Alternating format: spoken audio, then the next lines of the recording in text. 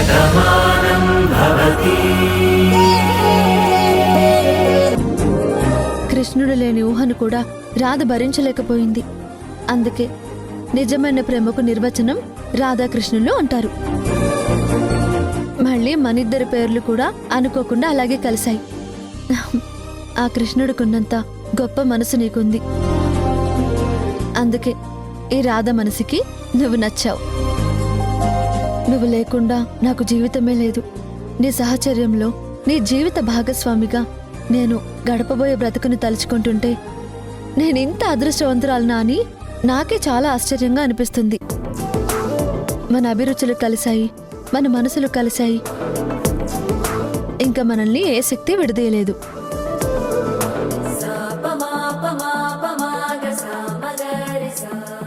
ఆ అమ్మవారి అనుగ్రహంతో మనిద్దరం జీవితాన్ని పంచుకోబోతున్నాం. ఆ జీవితాన్ని ఊహించుకుంటేనే నాకు చాలా ఆనందంగా ఉంది.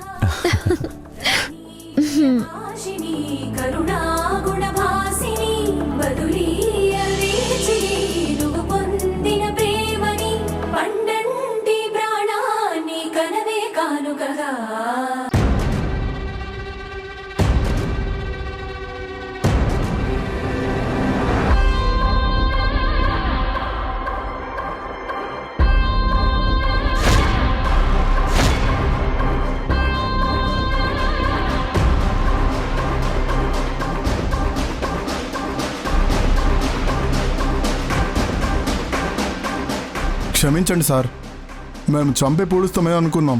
కానీ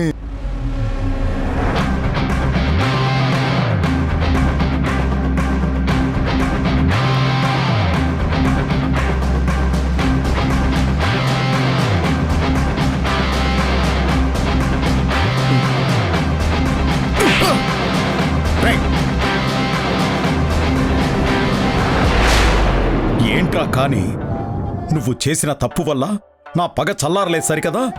ఇప్పుడు ఎవరు చేశారని ఆ భువనేశ్వరికి మురారికి అనుమానం వస్తుంది. ఇన్నాళ్ళు మంచిగా నటిస్తూ వాళ్లతోనే ఉంటూ వాళ్ల మీద పగ పెంచుకొని వాళ్లనంతం చేయాలన్న నా నిరీక్షణ గురించి నీకేం తెలుసురా? ఒక వ్యక్తి బయటికి ఒకలాగా లోపల ఒకలాగా నటించడం ఎంత కష్టమో నువ్వెలా ఊహిస్తావు? అది నీ ఊహకు కూడా అందదు. ఈ రుద్రప్ప మనసులో ఆ కుటుంబం నాశనం అయిపోవాలని, అగ్నిపర్వతం బద్దలైపోవాలన్నంత కోపం ఉంది. అయినా సరే బయటికి నవ్వుతూ మంచిగా నటిస్తున్నాను. శత్రువు నేనే నన్న ఊహ కూడా రానివ్వకుండా ఇన్నాళ్ళు వాళ్ళని నమ్మించాను.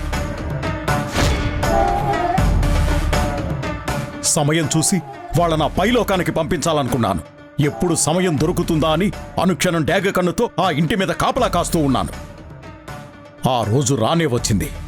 ఊరికి దూరంగా చిట్టడవిలో ఎక్కడో 70 కిలోమీటర్ల దూరంలో అడ్డంగా నరికేస్తే ఆర్తనాదాలు కూడా ఎవరూ పట్టించుకోలేని ప్రదేశంలో వాళ్ళని చంపండి రాని మిమ్మల్ని పంపిస్తే మీరేం చేశారు?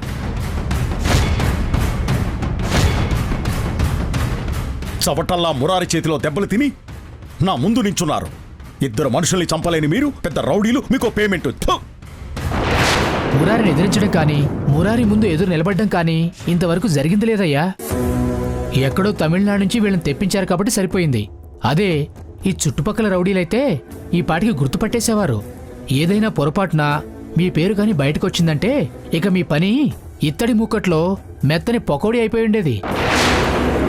ఇప్పటికే వాళ్ళకి అనుమానం వచ్చుంటుంది. అజాత శత్రువైనా ఇంటి మనుషుల మీదకి అటాక్ జరిగిందంటే ఖచ్చితంగా శత్రువులున్నారని అర్థమై ఉంటుంది. వాళ్ళు వెతికి వీళ్ళని పట్టుకున్నారంటే వీళ్ళ చర్మాలు ఒలిపించైనా ఎవరు చేయించారో చెప్పిస్తారు. అప్పుడు మీ పేరు వీళ్లే గుళ్ళో హరికథ చెప్పినట్టు మరీ చెప్పేస్తారు. అందుకని ముందు వీళ్ళని ఇక్కడి నుంచి పంపించేయండి. నిజం చెప్పావురా గిరి. వీళ్ళీ రాష్ట్రం వాళ్ళు కారు కాబట్టి వీళ్ళని వెతికి పట్టుకోవడం అంత సులభం కాదు. వీళ్ల గురించి వాళ్ళు వెతుకుతూనే ఉంటారు. శత్రువులు ఎవరన్నది వాళ్ళకెప్పటికీ తెలియకూడదు. రేయ్, చెప్పిన పని ఎలాగూ చేయలేకపోయారు. కనీసం వాళ్ళ కంటికి కనిపించకుండా మళ్ళీ తమిళనాడు బోర్డర్కి వెళ్ళిపోండి.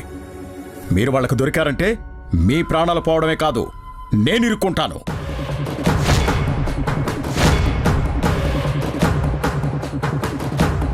రేయ్, మీ వల్ల నాకు అన్యాయం జరుగుతుందంటే అక్కడ మీ కుటుంబాలు పోతాయి. జాగ్రత్త. లేదు సారు, సుబ్రహ్మణ్య స్వామి మీద ఆన, వారి కంటికి మేమైతే కనపడము. పాన్రా.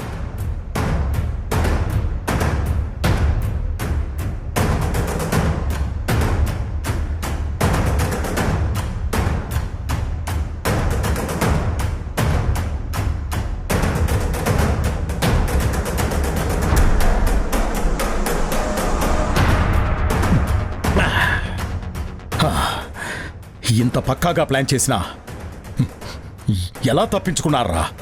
అదేనండి మహిమ. వాళ్ళ మీద అటాక్ జరుగుతున్నప్పుడు ఎలా వచ్చిందో ఎక్కడి నుంచి వచ్చిందో తెలియదు. అమ్మవారు పంపించిందా అన్నట్టుగా ఆ రాధొచ్చిందంట. ఆ రాధే ఈ రౌడీల మీద అటాక్ చేసింది. ఒక్కసారిగా ఇంకో వ్యక్తి వచ్చేసరికి వీళ్ళు కన్ఫ్యూజ్ అయిపోయారు. దాంతో రౌడీలు ఇటు తిరిగేలోపు మురారి తేరుకొని అందర్నీ బండకేసి బాదినట్టు బాధేశాడు. అసలు 6 నెలల క్రితం వెళ్ళిపోయిన రాధ ఇప్పుడు ఎలా వచ్చిందా అని అందరూ అనుకుంటున్నారు. రాధకి మురారికి పెళ్ళన్నప్పుడు ఊరంతా గొప్పగా చెప్పుకున్నారు. కానీ ఉన్నట్టుండి రాధ మాయమైపోయింది. 6 నెలలుగా రాని రాధ ఇప్పుడే రావాలా? నా ప్రతీకారానికి అడ్డుపడాలా? సార్, నాకు తెలియక అడుగుతాను. వాళ్ళ ముందు ఎంతో వినయంగా కనిపించే మీరు వాళ్ళ మీద ఇంత పగన పెంచుకున్నారు. అసలు ఏం జరిగిందయ్యా? ఆ సంగతి తలుచుకున్నప్పుడల్లా నా నరాల్లో ప్రవహించే రక్తం యాసిడ్లా మరిగిపోతోందిరా. నాకింత పగ పెరగడానికి కారణం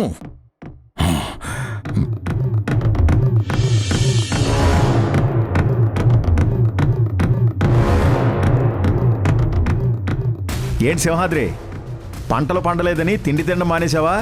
భార్యతో కాపురం చేయడం మానేశావా? బతకడం మానేశావా? అన్నీ చేస్తూనే ఉన్నావు కదా, మరి నా కౌలు డబ్బులు ఇమ్మంటే మాత్రం కథలు ఎందుకు చెప్తున్నావు?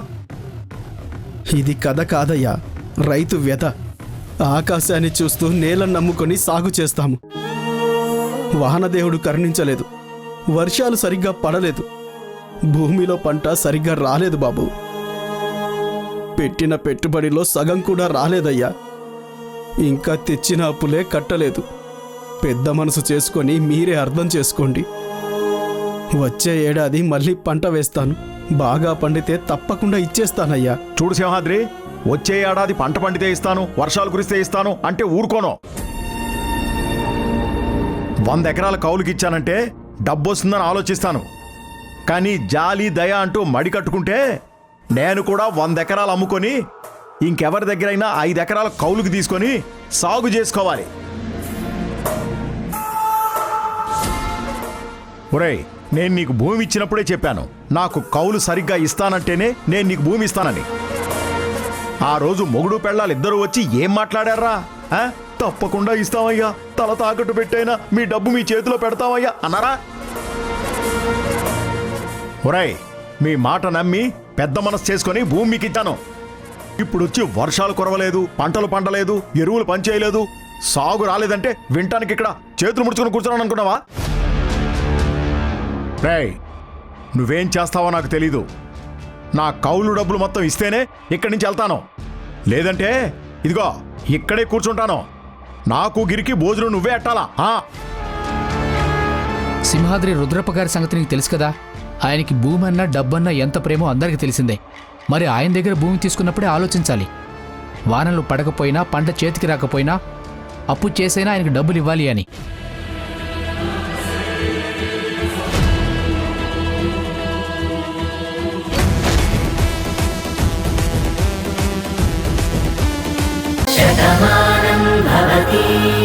ఈ ఊర్లో మంచి చెడు అన్నీ మీరే చెప్తున్నారు. మీ మాటకి ఊరే కట్టుబడింది. అది స్త్రీ శక్తికి నిదర్శనం. ప్రాణాలిచ్చే అమ్మ, పాలించే అమ్మ ఎంత బలవంతులో, ఎంత శక్తివంతులో ఈ ఊరే చెప్తుంది. అమ్మ నీడలోని ఊరంతా చల్లగా ఉన్నప్పుడు అమ్మలాంటి ఒక ఆడదాని మీద ఈ రుద్రప్ప చేయి చేసుకోవడం ముమ్మాటికి తప్పే. విన్నావు కదా రుద్రప్ప, నీ మీద అభియోగం. దీనికి నువ్వు చెప్పుకునే సంజాయిషి ఏమైనా ఉందా? అమ్మగారు, ఈ ఊరికి మీరు దేవత. మీకు చెప్పేటంతటి వాణ్ణి కాదు, కానీ నా బాధను కూడా అర్థం చేసుకోండమ్మా. పేరుకే 100 ఎకరాల ఆసామిని. నా భూమిలో నేను సాగు చేయడం లేదు. ఇదిగో ఇలా భూమి లేని నిరుపేద రైతులకి కౌలుకిచ్చి సాగు చేసుకోమంటున్నాను. వాళ్ళు నా పొలంలో సాగు చేసుకుంటూ పంటలు పండిస్తున్నారు, శుభ్రంగా సంపాదించుకుంటున్నారు. నా కౌలు డబ్బులు నాకు ఇవ్వండి అని నేను మర్యాదగా అడిగితే కుదరదు, నష్టాలొచ్చాయని ఏవేవో కథలు చెప్తున్నారు. అది వీలు పడదు, నా డబ్బులు నాకు ఇవ్వండి అని గట్టిగా అడిగాను. దాంతో మాట పెరిగింది. చేయి చేసుకోవడం వరకు నిజమే. సింహాద్రి, రుద్రప్ప చెప్పింది నిజమేనా? మీకు తెలియంది కాదమ్మగారు. ఈ ఏడాది వానలు సరిగ్గా పడలేదు. మేము సాగు చేస్తున్న భూమికి నీటి వసతులు ఏమీ లేవు. వర్షం కూడా అంతంత మాత్రమే ఉండటంతో పంట కూడా చేతికి రాలేదమ్మా. అప్పులు చేసి పురుగుల మందులు, ఎరువులు అన్నీ తెచ్చాను. వాటికే వచ్చిన పంట డబ్బులు సరిపోలేదమ్మా. అప్పటికి కొంత కౌలు డబ్బులు అయ్యగారికి ఇచ్చానమ్మా. మళ్ళీ ఏడాది పండితే మొత్తం ఇచ్చేస్తానని బ్రతిమలాడానమ్మా. అయినా నా మాట వినిపించుకోలేదు. ఇందులో ఎలాంటి రహస్యం లేదమ్మా. మేము పరమాన్నాలు తిని యజమానికి డబ్బులు ఎగ్గొట్టే అలవాటు ఏ రైతుకు ఉండదు కదమ్మా. రుద్రప్ప, పంటలు సరిగ్గా పండలేదన్నది జగమెరిగిన సత్యం. మరి పంట పండనప్పుడు ఏం అమ్ముతాడు? డబ్బు ఎక్కడి నుంచి తీసుకొస్తాడు? ఒకవేళ నీ డబ్బు నీకు కావాలనిపిస్తే సింహాద్రి నీ డబ్బు ఎగ్గొట్టే ఉద్దేశంలో ఉన్నాడు అనుకుంటే నువ్వు అది పంచాయతీ ముందు పెట్టాలి.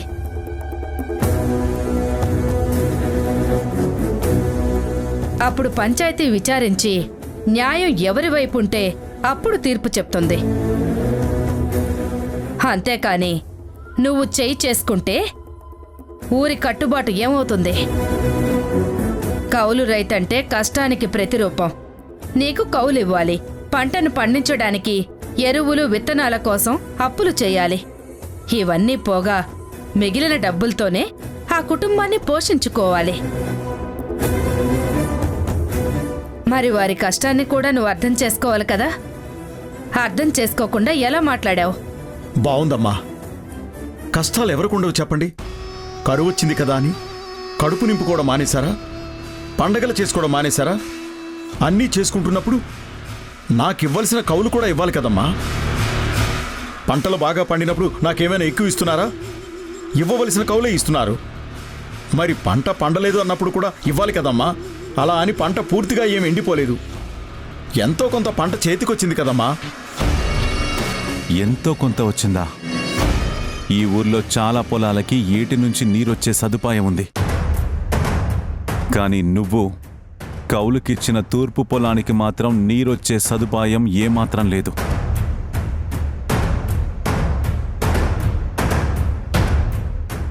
వర్షాలు పడలేదు అన్నది అందరికీ తెలిసిన నిజం. ఆ భూమి సాగుకి సరైనది కాదు అని అందరికీ తెలుసు. అయినా సరే దాన్ని దుక్కి దున్ని చదును చేసి సాగు చేయడానికి సింహాద్రి పూనుకున్నాడు. ఎరువులు, విత్తనాలు వేసి పంటను సాగు చేద్దామనుకున్నాడు. కానీ ఆ దేవుడు కూడా కరుణించలేదు, వర్షాలు కురిపించలేదు. దాంతో వేసిన పంటలు అరాకొర వచ్చింది. దాన్ని అమ్మిన డబ్బులు తెచ్చిన అప్పులకే సరిపోలేదని నిజాయితీగా ఒప్పుకున్నా సరే నువ్విలా నిందలు వేస్తున్నావు. ఇది సరైన పనా? ఇంకా ఎవరైనా చెప్పేదేమైనా ఉందా? అమ్మగారు, మా అమ్మ మీద ఒట్టేసి చెప్తున్నాను. ఈ ఊరి దేవతైన ఆ అమ్మోరు తల్లి మీద ఒట్టేసి చెప్తున్నాను. మా అందరినీ చల్లగా కాపాడే మీ పాదాల మీద ఒట్టేసి చెప్తున్నానమ్మా. నిజంగా డబ్బులు రాలేదమ్మా. వస్తే అయ్యగారి డబ్బులు ఎందుకు ఇవ్వనమ్మా? ఇంతకు మించి చెప్పుకోవడానికి నా దగ్గర ఏమీ లేదమ్మా. ఇంకా ఏం చెప్పినా మీరే చెప్పాలమ్మా. రుద్రప్ప, నీ నిర్ణయం ఏంటి? చెప్పడానికి ఏముందమ్మా? నేను నా పొలాల్ని కౌలుకిచ్చుకున్నాను. వాటి మీద వచ్చే డబ్బులతోనే నా కుటుంబం గౌరవంగా బతుకుతోంది. న్యాయం తెలిసిన పెద్దవారు, ఏది న్యాయమో మీరే చెప్పండి.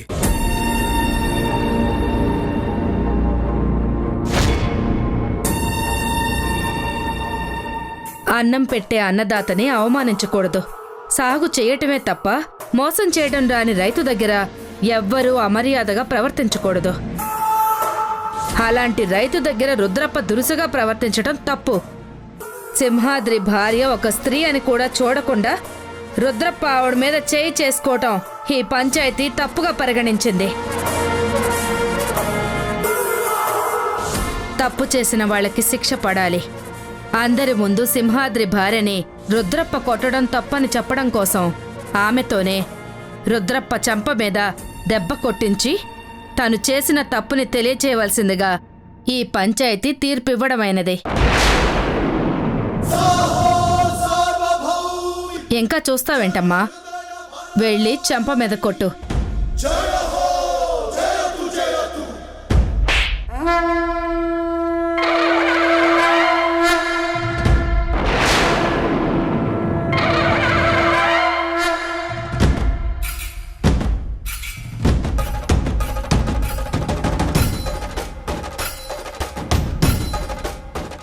ఇది రుద్రప్పకు జరిగిన అవమానం కాదు. ఆడవాళ్ళని గౌరవించడం ఈ సమాజం ప్రథమ కర్తవ్యం కావాలని చెప్పడమే నా ఉద్దేశం. స్త్రీని గౌరవించలేని చోట మనుషుల మనుగడే ఉండదు.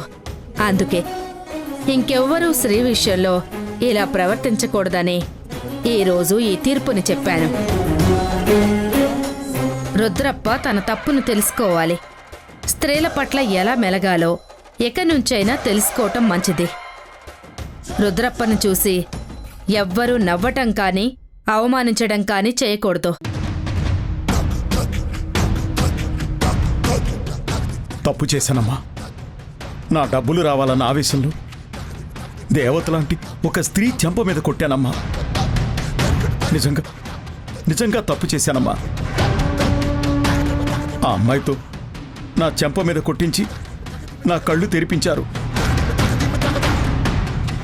అమ్మా, మీరు చెప్పిన తీర్పు ఖచ్చితంగా చరిత్రలో నిలిచిపోతుందమ్మా. నేను బతికున్నంత వరకు నేను చేసిన తప్పు నాకు గుర్తు చేస్తూనే ఉంటుంది. అమ్మా, ఇంకెప్పుడు ఇలాంటి పొరపాటు చేయనని మీ పాదాల సాక్షిగా ప్రమాణం చేస్తున్నాను.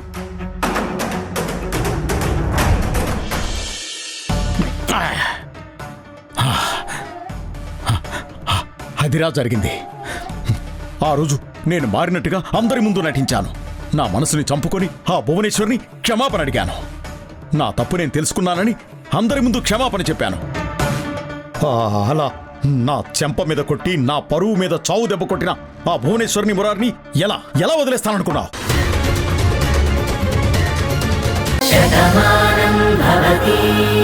నేను చాలాసార్లు తనకి ఫోన్ చేస్తున్నాను కానీ లిఫ్ట్ చేయడం లేదు. రాగానే ఫోన్ చేయించు. అలాగే బాబు గారు. అమ్మా, భాను అక్కడికి వెళ్ళలేదు, ఇక్కడికి రాలేదు. ఫోన్ చేస్తుంటే లిఫ్ట్ చేయడం లేదు. నాకెందుకు భయంగా ఉందమ్మా. భానుకి ఏదైనా జరిగిందా? కార్తీక్, అనవసరంగా కంగారు పడకురా. భాను ఏం చిన్నపిల్ల కాదు కదా. తను చాలా ధైర్యవంతురాలు. తనకేం అయి ఉండదురా. ఆలస్యం అవడానికి ఏదో కారణం ఉండుంటుంది. నువ్వు అనవసరంగా టెన్షన్ పడకు. టెన్షన్ పడకుండా ఎలా ఉంటామండి? ఇంటికి రావాల్సినటువంటి మనిషి ఇంతవరకు రాలేదు. కనీసం ఫోన్ కూడా తీయలేదు. ఇది ఖచ్చితంగా టెన్షన్ పడాల్సినటువంటి విషయమే. ఓరి భగవంతుడా, మళ్ళీ ఏంటి ఈ పరీక్ష? అన్నీ సర్దుకున్నాయి. భాను కూడా వచ్చేస్తే అన్ని సమస్యలు పరిష్కారం అయిపోతాయి. అంతా ఆనందంగా ఉంటామనుకున్న సమయంలోనే ఇప్పుడు భాను రాకపోవడం ఏంటి? మళ్ళీ ఏం పరీక్ష పెడుతున్నావు స్వామి?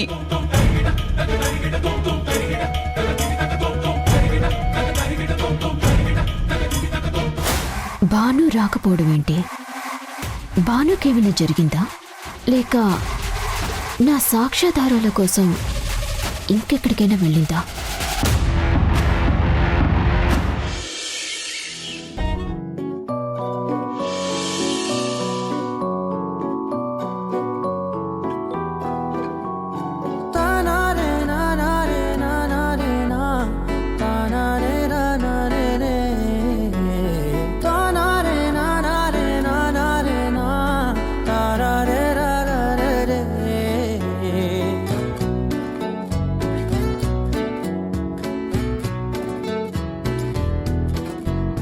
నిజమేనే చెబుతున్నా జానే జానా, నిన్నేనే ప్రేమిస్తున్నా. నిజమే నా ప్రాణం నీదంటున్నా వెళ్ళకే వదిలెళ్ళకే నా గుండెని దాచేసిలా చల్లకే వెదజల్లకే నా చుట్టూ రంగుల్నిలా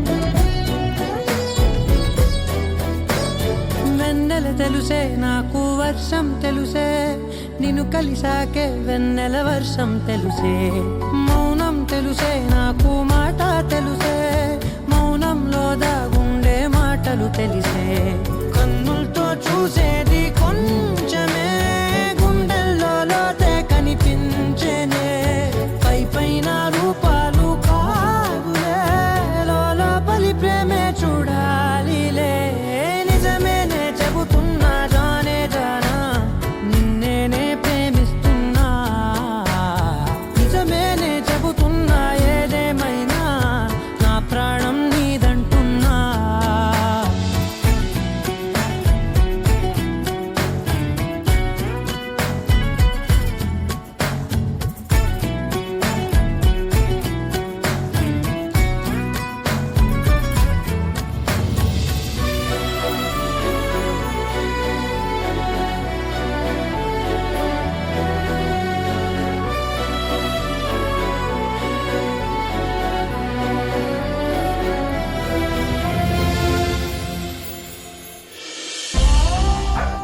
మావయ్య ఇక్కడ నువ్వేం చేస్తున్నావు? రాదొక్కతే ఉంది కదా, అందుకే సాయంగా ఉన్నాను. దీనికి నువ్వెందుకు మావయ్య? నేను చూసుకుంటానులే, నువ్వెళ్ళు. పర్వాలేదు, నా రాధను చూసుకోవడం నాకు ఇబ్బంది ఏం లేదు. నేను చూసుకుంటానులే. భలే వాడివి మావయ్య. రాధ స్పృహలో ఉందా? ఎప్పుడు స్పృహలోకి వస్తుందో కూడా చెప్పలేనని డాక్టర్ చెప్పింది కదా. మరి నువ్వు ఇక్కడ ఒంటరిగా కూర్చుని ఏం చేస్తావు? తనతో ఎలాగో మాట్లాడలేవు కదా. నువ్వు వెళ్ళు మావయ్య. తను ఒంటరిగా ఉండకూడదు అంటే నేను ఉంటానని చెప్తున్నాను కదా, నాకు ఇబ్బంది ఏం లేదు. నాకు ఇబ్బంది ఉందని నేను నీకు చెప్పలేదు కదా. నా రాధని నేను చూసుకోవడం నాకు బరువు కాదు, అది నా బాధ్యత. నేను చూసుకుంటాను, నువ్వు వెళ్ళు. అది కాదు మావయ్య.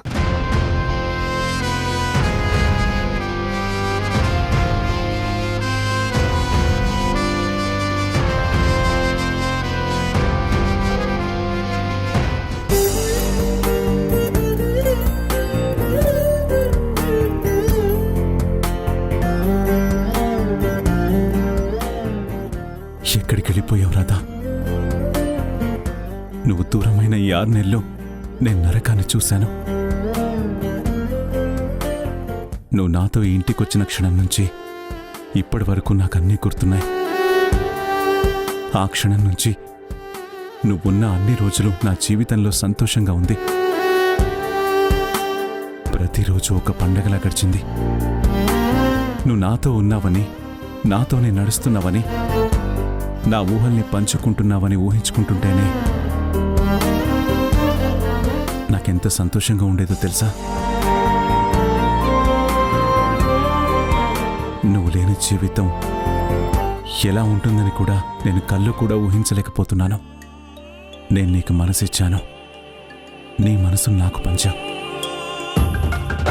మనిద్దరం ఒక్కటే, ఇకెప్పటికీ విడిపోమని ఆ ఆనందంలో నేను బ్రతుకుతున్నాను. కానీ ఒక్కసారిగా నువ్వు వెళ్ళిపోతే నా బ్రతుకు శూన్యమైపోయింది. అందరిలో నువ్వు ఉన్న ఒంటరిగానే బతికాను. అందరితో మాట్లాడుతున్నా నీ ఊహల్లోనే నేనున్నాను. నువ్వెప్పుడొస్తావా? మళ్ళీ ఎప్పుడు కనిపిస్తావా? మళ్ళీ ఎప్పుడు మనిద్దరం మనస్ఫూర్తిగా మాట్లాడుకుంటామా అని ప్రతి క్షణం ఎదురు చూస్తూనే ఉన్నాను. నువ్వు లేని రోజులు నాకు రోజులన్నీ యుగాలుగా గడిచాయి. ఎందుకు వెళ్ళిపోయావో తెలీదు, ఏం కోపం వచ్చిందో తెలీదు. నాతో కూడా చెప్పుకోలేని విషయాలు నిన్ను ఏం బాధ పెట్టాయో నాకు తెలీదు. ఎక్కడున్నావో కూడా తెలీదు. నీ గురించి ఊహించుకుంటూ నీ గురించి వెతుకుతూ ఎంత బాధను అనుభవించానో నా ఒక్కడికే తెలుసు రాధా. అంటే మావయ్య మనసులో రాధ మీద ప్రేమ మళ్ళీ చిగురు తొడిగిందన్నమాట. తను దూరమైనా సరే ఆ ప్రేమ మాత్రం తగ్గలేదని మావయ్య మాటల్లో అర్థమవుతోంది. పిల్లల ఆనందాన్ని మించిన ఆనందం ఇంకేం ఉంటుందండి. కిట్టయ్య నా మాటని ఎప్పుడూ కాదనలేదు. నేను గీసిన గీతని వాడెప్పుడూ దాటలేదు. అమ్మే జీవితంగా బతుకుతున్నవాడు. తనొక అమ్మాయిని ప్రేమించాను అని చెప్పటానికి కూడా మొహమాట పడ్డాడు. తను మనసారా ప్రేమించిన అమ్మాయి విషయంలో కూడా నా నిర్ణయానికే విలువిచ్చాడు. అంత గొప్ప కొడుకండి నా కిట్టయ్య. అలాంటి నా కొడుకు మనసారా ప్రేమించిన అమ్మాయిని దూరం చేయాలని నేనెందుకు అనుకుంటాను? 6 నెలలు తను లేనప్పుడు కిట్టయ్య పడిన నరకయాతనేంటో ఈ అమ్మ మనసుకు తెలుసండి. వాడితో బయటకు నేను నవ్వుతూ ఉన్నా సరే నా కొడుకు బాధను తలుచుకుంటూ నాలో నేనే ఎంతో కుమిలిపోయాను. రాధ మళ్ళీ ఎప్పుడొస్తుందా అని కిట్టయ్య కన్నా ఎక్కువగా నేనెదురు చూశాను. వాడు రాధని ఏ రోజైతే ఇంటికి తీసుకొచ్చాడో ఆ క్షణమే వాడి మనసేంటో నాకు అర్థమైంది.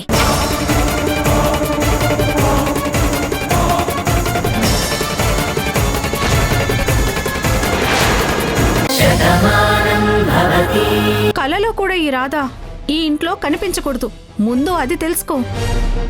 ఆ సంగతి నాకు తెలిసే, కానీ ఏం చేయాలో అర్థం కాకే తల పట్టుకు కూర్చున్నాను. చూడు సులోచన, మా ఇంట్లో ఏదో జరుగుతుంది, అందరూ ఏదో ఆలోచిస్తూ ఉన్నాము అని నువ్వు వడ్డీ డబ్బులు ఇవ్వడం మాత్రం మర్చిపోకు. నేను దేనినైనా మర్చిపోతానేమో కానీ ఇచ్చిన డబ్బులకు వడ్డీ తీసుకోవడం మాత్రం మర్చిపోను. నా దగ్గర డబ్బు తీసుకున్నప్పుడే చెప్పాను కదా, మీరు తిండి తినడం మానేసినా ప్రాణాల మీదకొచ్చి చచ్చిపోతున్నా సమయానికి నాకు వడ్డీ ఇవ్వకపోతే నా కోపాన్ని ఎవరూ తట్టుకోలేరని. రేపు తెల్లారేసరికల్లా వడ్డీ నా చేతుల్లో లేదనుకో, రేపు మధ్యాహ్నం మీ ఇంట్లో మా మనుషులుంటారు. ఇంట్లో ఉన్న సామాన్లన్నీ బయటకు విసిరేసి ఇల్లు తాళం వేస్తారు. గుర్తు పెట్టుకుని పొద్దున్నే డబ్బు పంపించు.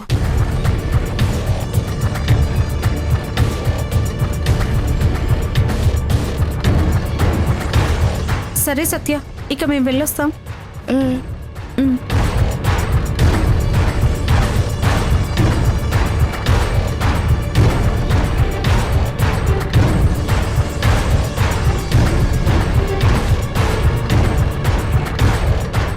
ఏంటే, ఏమైందలా డల్గా ఉన్నావు?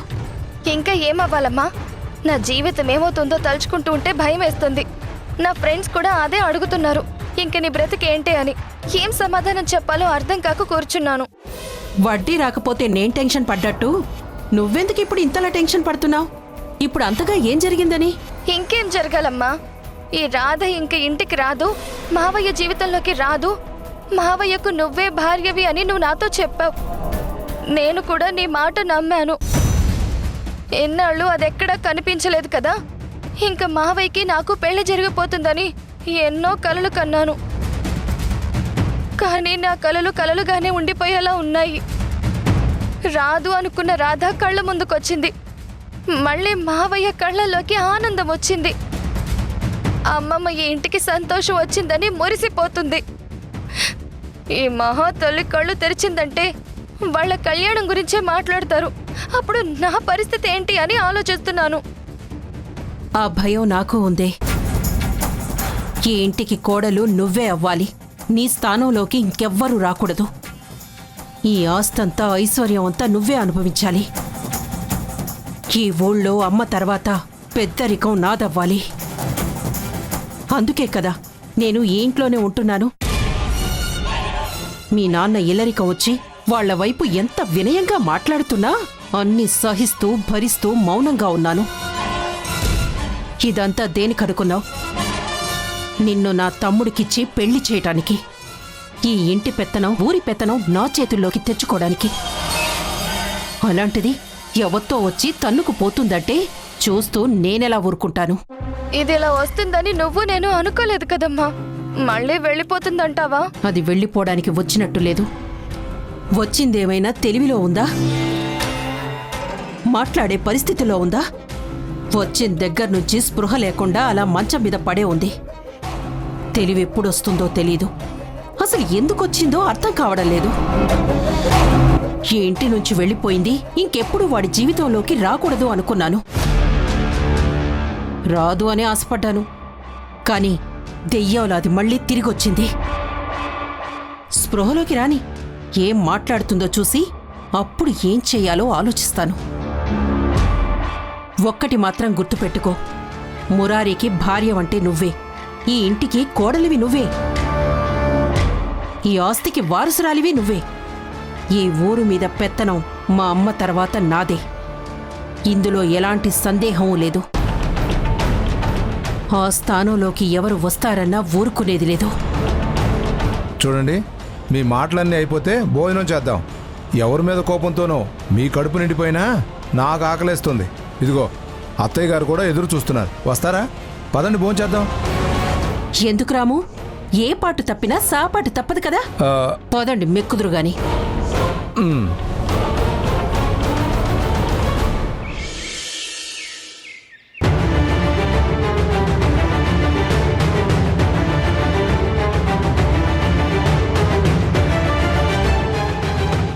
ఇన్స్పెక్టర్ గారు రండి.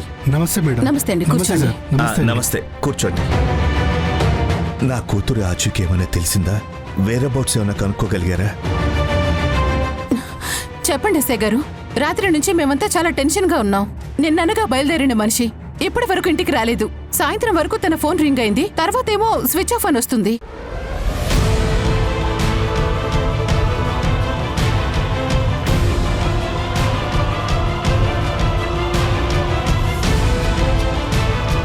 మా అందరికీ చాలా భయంగా ఉందండి. అసలు మీరు ఎంక్వైరీ చేశారా? లేదంటే మీ పై ఆఫీసర్తో ఏమైనా మాట్లాడమంటారా? లేదు మేడం, మేము కూడా అన్ని పోలీస్ స్టేషన్ని అలర్ట్ చేశాం. మీరు కంప్లైంట్ ఇచ్చిన టైం ప్రకారం ఆ అమ్మాయి ఎక్కడి నుంచి బయలుదేరి ఆల్మోస్ట్ సిటీ అవుట్స్కర్ట్స్లో ఉండాలి. అందుకని సిటీ అవుట్ పోస్టులని మేము చెక్ చేస్తున్నాం.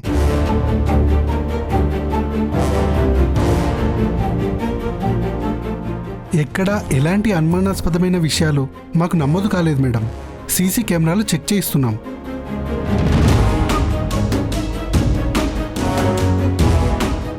వెహికల్స్ ఏమైనా మూవ్ అయ్యాయా అని అన్ని వెహికల్స్ చెక్ చేశాం మేడం. ఎలాంటి క్లూ దొరకలేదు. తన ఫోన్ లొకేషన్ ట్రేస్ చేయడానికి అన్ని ఏర్పాట్లు చేశాం మేడం.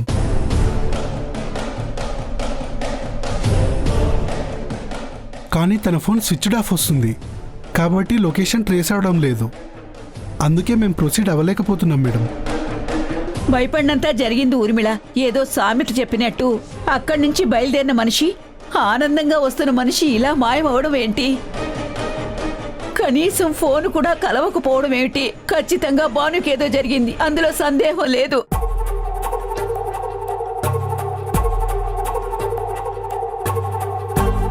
ఇంకా మనం ఇలా చూస్తూ కూర్చుంటే భానుని ఎలా కనిపెడతాం? అమ్మా, మీరు అనవసరంగా భయపడకండి. మేమందరం ఉన్నాం కదా, ఏదో ఒకటి చేద్దాం. భానుకేం కాకుండా చూసుకుందాం. అవునమ్మా, తను ఖచ్చితంగా వచ్చేస్తుంది. తనకేదో జరిగిందని అనవసరంగా మనమెందుకు భయపడ్డాం? తను ధైర్యవంతురాలు, తనకేమీ కాదు. లేదన్నయ్యా, ఈ విషయాన్ని అంత తేలిక తీసుకోవడానికి లేదు. అసలే ఒక రోజు మొత్తం దాటిపోయింది.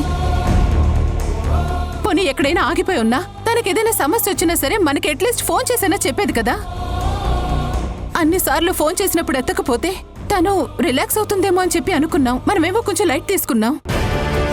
కానీ ఫోన్ రింగ్ అవుతుందా సరే భాను లిఫ్ట్ చేయలేనటువంటి పరిస్థితుల్లో ఉందని చెప్పి మనం తెలుసుకోలేకపోయాం. అన్నయ్య, 24 hours గడిచిందంటే ఇట్స్ నాట్ ఏ జోక్ అన్నయ్య.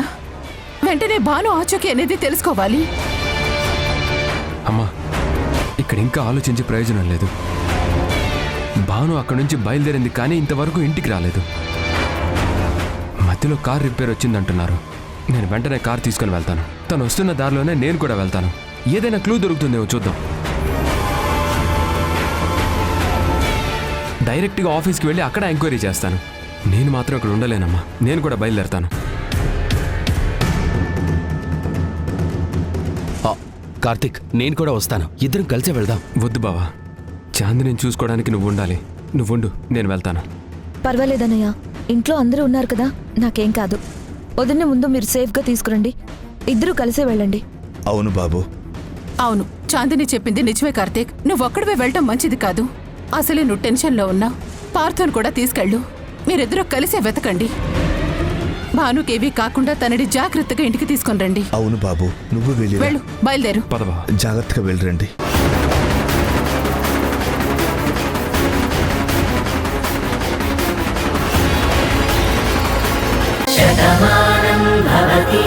భాను వస్తే ఈ ఆనందాన్ని అందరం పంచుకుందామని ఎదురు చూస్తున్న సమయంలో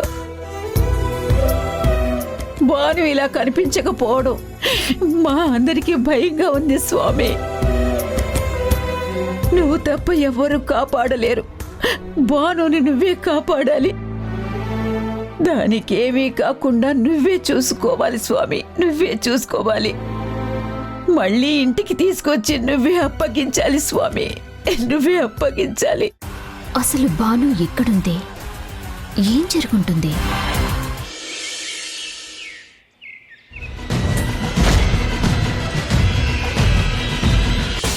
ఏమనుకున్నావు? నువ్వెక్కడి నుంచి వచ్చావో కానీ నేను ఈ ఇంట్లో పుట్టి పెరిగాను.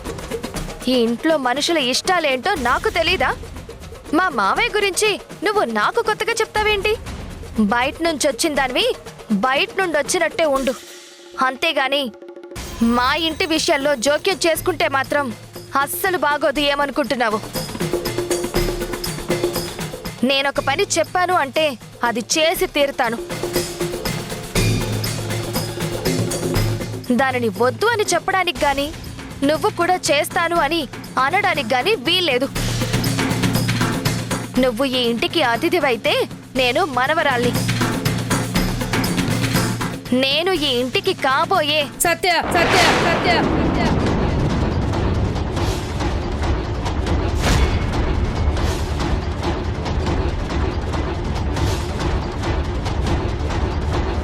ఏంటే అతిథి అని చెప్తున్నావు? ఎవరే అతిథి? రాధ ఈ ఇంటికి అతిథి కాదు, కాబోయే కోడలు, ఈ ఇంటి ఇల్లాలు.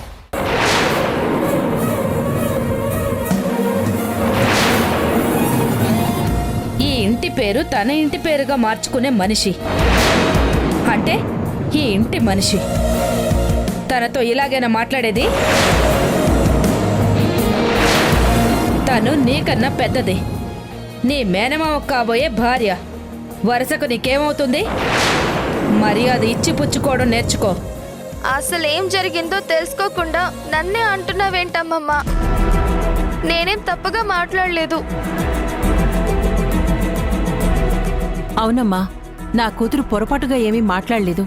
తను పొరపాటే మాట్లాడిందో గ్రహపాటే మాట్లాడిందో నేను అడగలేదు.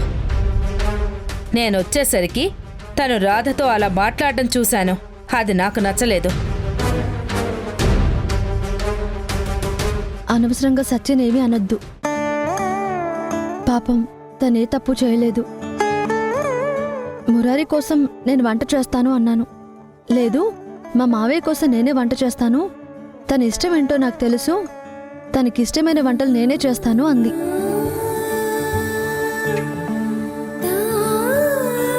పర్వాలేదు నేను చేస్తాను అన్నాను. తనకి కోపం వచ్చింది, అందుకే అలా మాట్లాడుతుంది. అవునమ్మగారు, వంటింట్లోకి ఎవరిని రానివ్వలేదు. మొత్తం వంటంతా సత్యం ఒక్కతే చేసింది. సాయానికి వెళ్తున్నారని రాధమ్మతో అలా మాట్లాడుతోంది. ఏంటి సత్య ఇది? రాధ సాయం చేస్తానన్నప్పుడు చేయనివచ్చు కదా. ఏ, నువ్వు ఒక్కదానివే వంట చేయాలా? ఇంకెవరు సాయం చేయకూడదా? చేయకూడదు. నీకు ఇష్టమైన వంటలన్నీ నేనొక్కదాన్నే చెయ్యాలి, నా చేత్తోనే చెయ్యాలి. అందులో ఇంకెవరి సాయం తీసుకున్నా కూడా ఆ క్రెడిట్ వాళ్ళకి వెళ్తుంది. అది నాకు నచ్చదు, అందుకే నేనే చేశాను.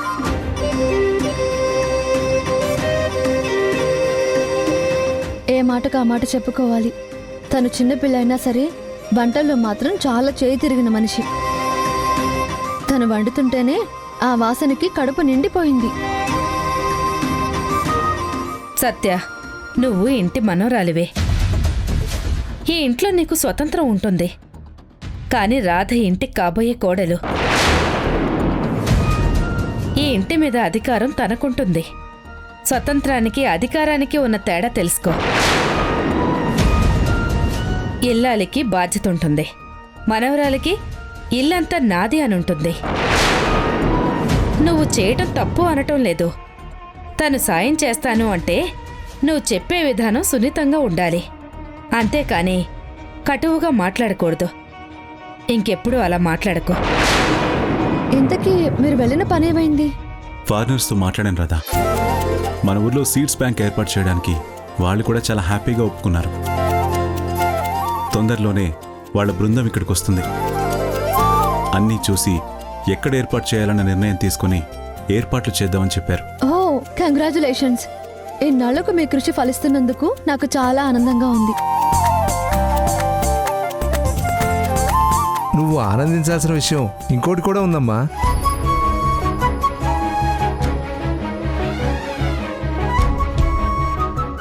అదేంటమ్మా అలా చూస్తున్నావు మురారి? అత్తయ్య తీసుకున్న నిర్ణయం గురించి ఇంకా నువ్వు అమ్మాయితో చెప్పలేదా? నిర్ణయమా? ఏంటది? ఇదిగో. ఏం లేదమ్మా, పంతులు గారితో మాట్లాడాము. మీ ఇద్దరు ఎలాగో పెళ్లి చేసుకోవాలనుకుంటున్నారు కదా. మీ పెళ్లి జరిపించాలంటే ముందు నిశ్చితార్థం చెయ్యాలి కదా. నిశ్చితార్థం ముహూర్తం చూడమన్నాను. 2 రోజుల్లో బావుందన్నారు.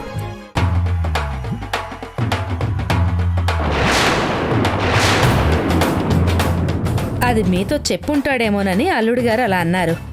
సీడ్ బ్యాంక్ ఏర్పాటు చేయడంతో పాటు మీ నిశ్చితార్థం కూడా మా అందరికీ శుభవార్తే కదా.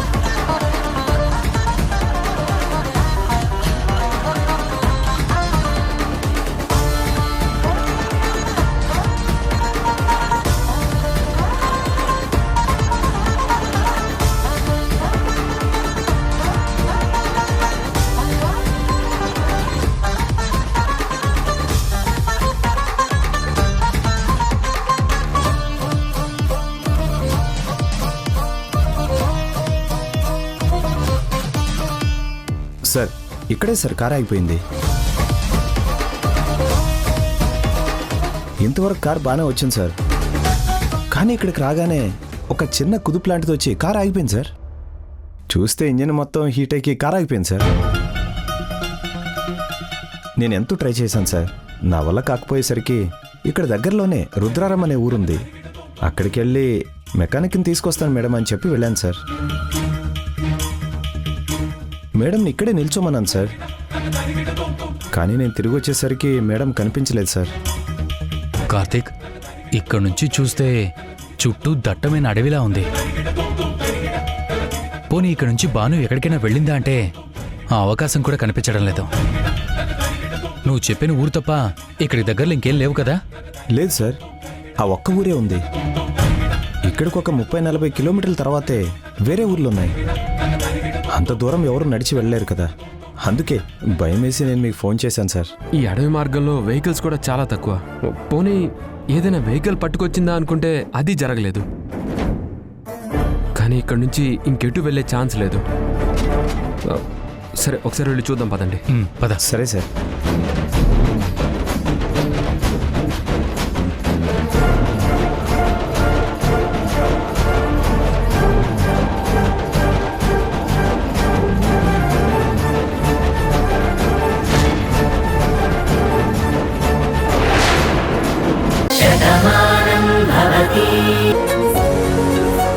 Chandini, excuse me. Okay sir.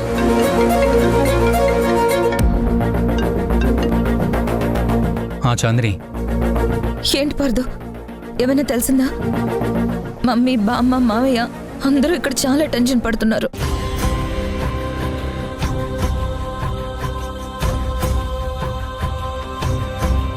Mummy మాటలు వింటుంటే నాకు కూడా చాలా భయంగా ఉంది పార్థు. ఇంతవరకు వదిన గురించి ఎలాంటి విషయం తెలియకపోవడం ఏంటి? ప్లీజ్ పార్థు, ఎలాగైనా వదినకి ఏం కాకుండా నువ్వు అన్నయ్య తీసుకురండి. మేము అదే ప్రయత్నంలో ఉన్నాం చాందిని. ఇక్కడ ఆఫీస్లో కూడా అడుగుతున్నాను, కానీ ఇక్కడ ఎవరికి ఏ వివరాలు తెలియదని చెప్తున్నారు. ఇక్కడి నుంచి బయలుదేరిన తర్వాత ఎవరికి ఎలాంటి ఫోన్స్ రాలేదంటున్నారు. కానీ ఇదైతే చాలా మిస్టీరియస్. బాను మిస్ అవ్వడం అందరికీ ఆశ్చర్యంగానే ఉంది. సరే, అత్తయ్యని కొంచెం ధైర్యంగా ఉండమని చెప్పు. బానుకి ఏం కాకుండా తనని సేఫ్గా ఇంటికి తీసుకొచ్చే బాధ్యత మాదని చెప్పు. ఉంటాను, జాగ్రత్త నువ్వు.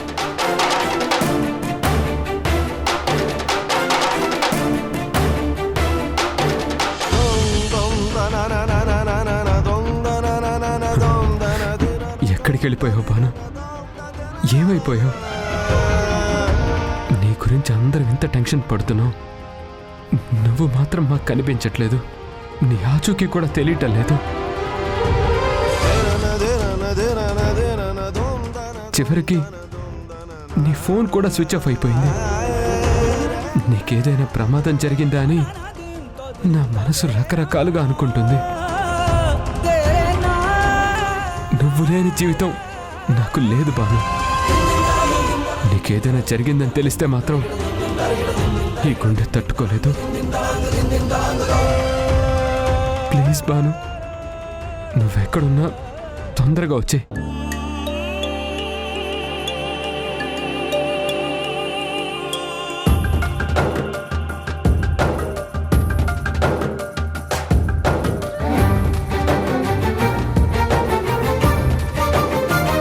కార్తీక్, నువ్వే ఇలా భయపడితే అక్కడ అత్తయ్య పరిస్థితి ఎలా ఉంటుందో ఆలోచించు. భానుకి ఏమై ఉండదు. తను ఎక్కడున్నా సరే సేఫ్గా ఉంటుంది. తొందరలోనే మన దగ్గరకు వస్తుంది. అది కాకుండా పోలీసులు, మనం అందరం కూడా వెతుకుతున్నాం కదా. తను ఎక్కడెక్కడైతే ట్రావెల్ చేసిందో ఆ ఏరియా అంతా కూడా వెతుకుదాం. ఇంతలోనే నువ్వు ఇలా భయపడితే ఎలా? ఇక్కడ ఉండడం కరెక్ట్ కాదు. ముందు మనం గెస్ట్ హౌస్కి వెళ్దాం పదా.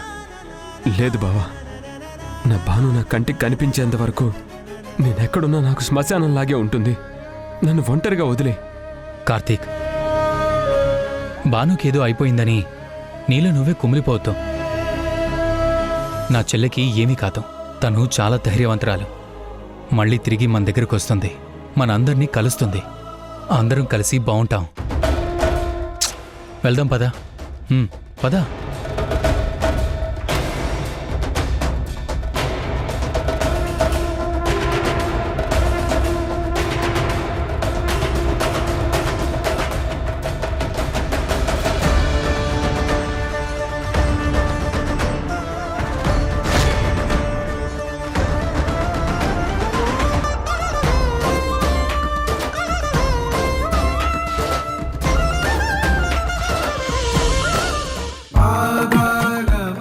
ఎవరో చెప్పుకోండి చూద్దాం.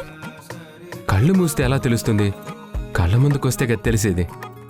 ఏ స్పర్శతో ఆ మాత్రం గుర్తుపట్టలేరా? అయినా మనసులో ఉన్న వాళ్ళు కళ్ళ ముందుకు రాక్కర్లేదు కదా.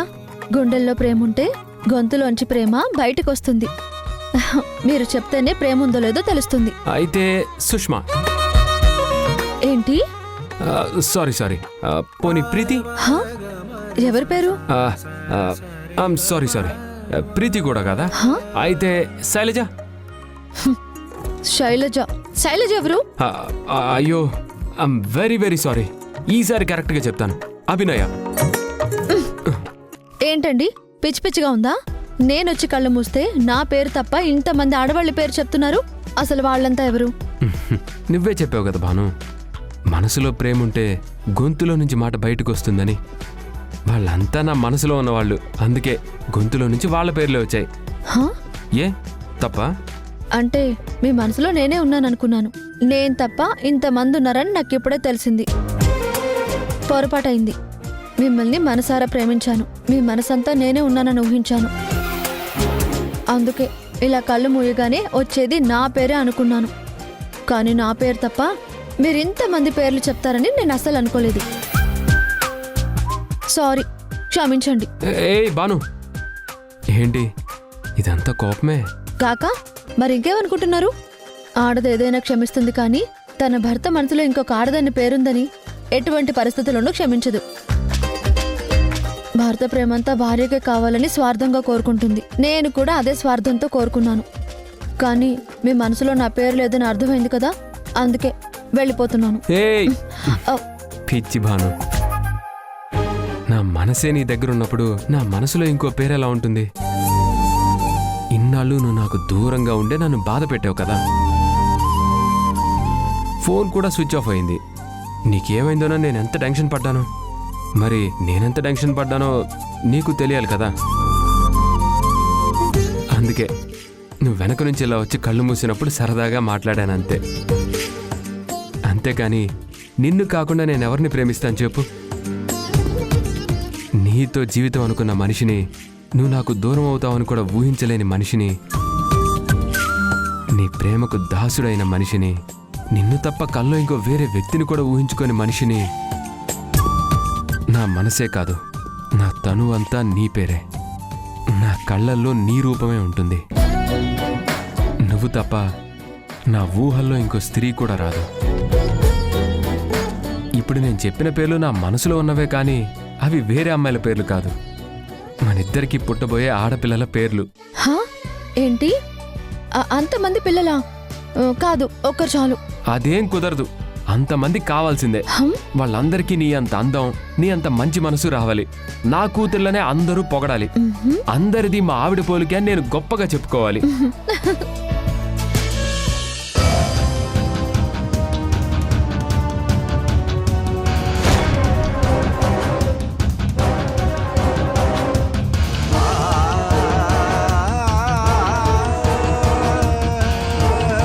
కార్తీక్, కార్తీక్, కార్తీక్, ఇల్లొచ్చింది దిగో.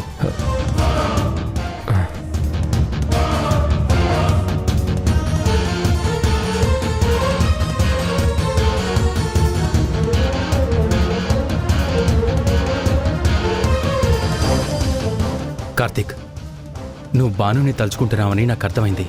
కానీ ఏం చేస్తాను చెప్పు? మనం చేయవలసిన ప్రయత్నం అంతా చేస్తున్నాం. తప్పకుండా బాను కనిపిస్తుంది. నువ్వు అనవసరంగా టెన్షన్ పడద్దు. పద.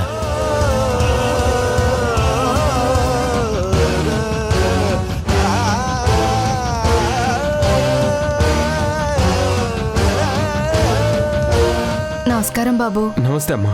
బాగా ఆలోచించి చెప్పమ్మా, బాను ఇక్కడికి వచ్చిన దగ్గర నుంచి ఎలా ఉంది? అమ్మగారు వచ్చిన దగ్గర నుంచి చాలా ముభావంగా ఉన్నారు బాబు. ఏదో బాధలో ఉన్నట్టే ఉన్నారు. ఆఫీస్ పనేమో అనుకున్నాను. ఏం పెట్టినా తినేవారు కాదు. ఏంటమ్మా అని అడిగితే ఏమీ చెప్పేవారు కాదు.